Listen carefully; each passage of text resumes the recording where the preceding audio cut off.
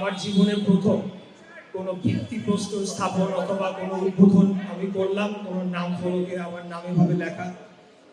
তো আমি সেই বিষয়টা নিয়ে অত্যন্ত গর্ববোধ করছি। বিশেষ করে যেহেতু আমি আমাদের বীর মুক্তিযোদ্ধা, ঢাকা মহানগর দক্ষিণের প্রশাসক, আমার বাবার দীর্ঘ দিনের সঙ্গী, এই জন্য আমি ওনাকে দেখলেই বলি যে আপনার সাথে আমার বাবার আমি মানে এত মিল খুঁজে পাই, যখনই আপনাকে দেখি আমার বাবার কথা মনে পড়ে। উনি একই কথা বলেন যে তোমাকে দেখলে তোমার বাবার কথা মনে পড়ে।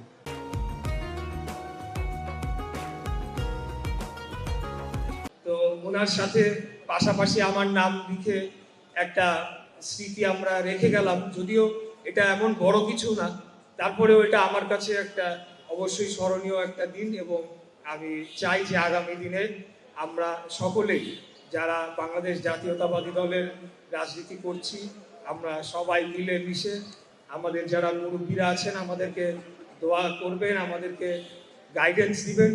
আমরা যারা নতুন সংসদ সদস্য হয়েছি বা মন্ত্রিসভায় স্থান পেয়েছি, আমরা সকলে একযোগে মিলেমিশে কাজ করে বাংলাদেশের যে সকল জনগণের সমস্যা রয়েছে সেগুলো নিরসনের জন্য আমরা জোরালোভাবে ভূমিকা রাখবো ইনশাআল্লাহ। এই কথা দিয়ে আমার বক্তব্য এখানে শেষ করছি। খোদা হাফেজ। বাংলাদেশ জিন্দাবাদ, বাংলাদেশ জাতীয়তাবাদী দল জিন্দাবাদ। আমি একটু আরেকটা বিষয়, নাসিমন বিবি নামে এক ভদ্র মহিলা, তিনি 5 কাঠা জমি সম্ভবত এই প্রজেক্টটা যখন হয় তিনি দান করে দিয়েছিলেন। তো তাকে আমাকে যে বিষয়টি জানানো হয়, যখন আমার বাবা মেয়র ছিলেন সম্ভবত তখন এই উদ্যোগটি নেওয়া হয়েছিল এবং তাকে আমরা স্মরণ করছি। তিনি 5 কাঠা জমি দান করে দিয়েছেন নাসিমন বিবি। তো এই বলে আমার বক্তব্য শেষ করছি।